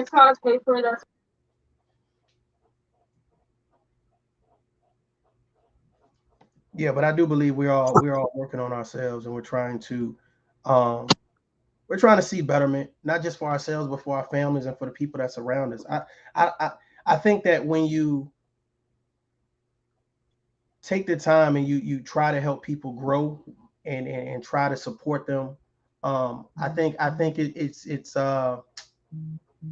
it's infectious. You know what I'm saying? I think when you help someone, I think they help somebody else and they help somebody else, and I think it's infectious. I think that should be I think positivity should be as infectious as negativity. I think that the same way that bad news travel fast, good news should travel fast, and I'm trying to be a part of that change to push that narrative. Yes, sir. Hopefully I can be the wind, continue to be the wind in your sails, man. I appreciate that, brother. I appreciate that, man. I'm about to get out here, man. It's Friday, but listen, is there? Yes, sir. Give us some closing words, man. Give us some closing words about the topic or anything that you feel like you want to speak on.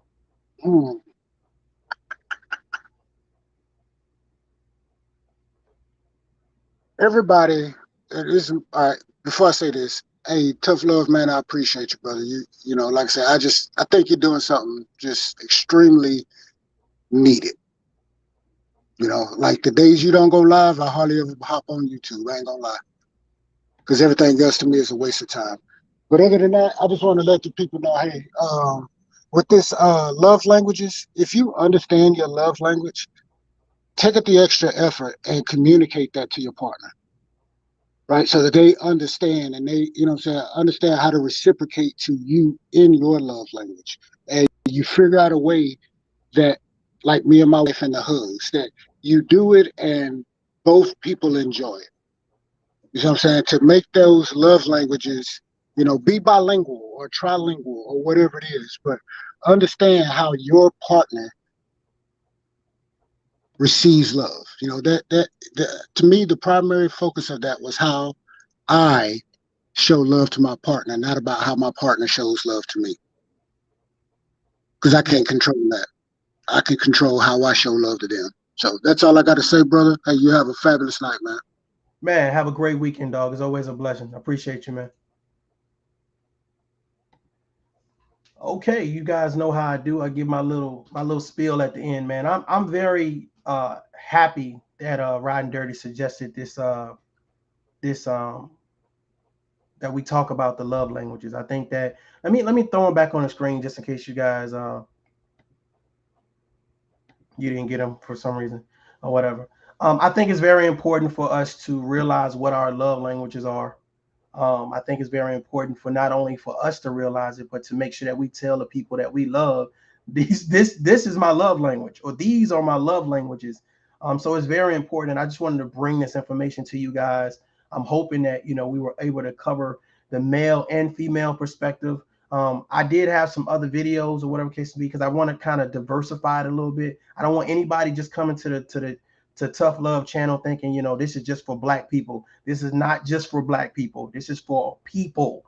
Okay. These conversations are for people. You know what I'm saying? People that want to hear, see, and be a part of betterment. You know, we all are growing. We've all been through a lot of shit. We probably still going through some shit. But at the end of the day, man, if we work together and we try to support one another, I think that really that's the best thing we could do. You know, I truly believe that your content is your character, and I'm hoping that, you know, the content that I'm putting out, somebody, you know, it's not about praise. It's just about, you know, can you like it? Can you share it? Can you tag one of these other content creators and say, hey, you know, Tough Love had a pretty decent conversation, you know, hey, check it out. Or, you know, do you think that you could do a follow-up, a recap? I would love to see a reaction video on some positive things. You know what I'm saying? On a positive narrative. I would love for people to edit a video where it promotes positivity. But a lot of people just use their skill set to just kind of add to the mud. You know what I mean? You know, just add there to the mud. But I'll leave you guys with this. Learn yourself. Take some time to learn yourself. Because when you know yourself, it is easy then to identify who you are in a conversation of chaos. It's easy to identify yourself. But if you don't know yourself, then how people view you, see you, and speak on you, you'll lose yourself. It takes patience. It takes consistency to learn yourself. So take the time to learn yourself. It's not going to be with any vice. You know what I'm saying? It's going to be with you. It's going to be time with yourself. Take some time to yourself. Spend some quality time getting to know you, what you like, what you admire, what you enjoy. What do you want to speak about?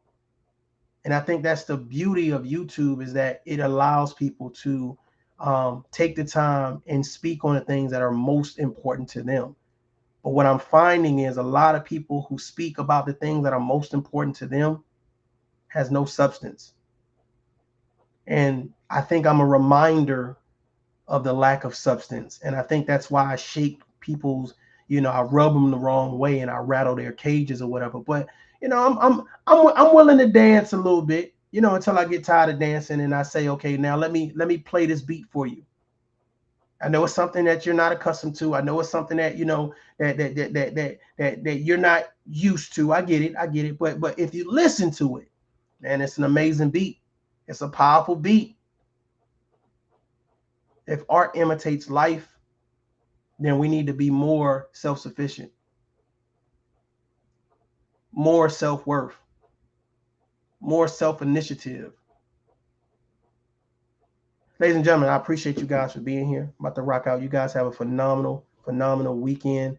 And make sure that you get out and do something this weekend. Peace out.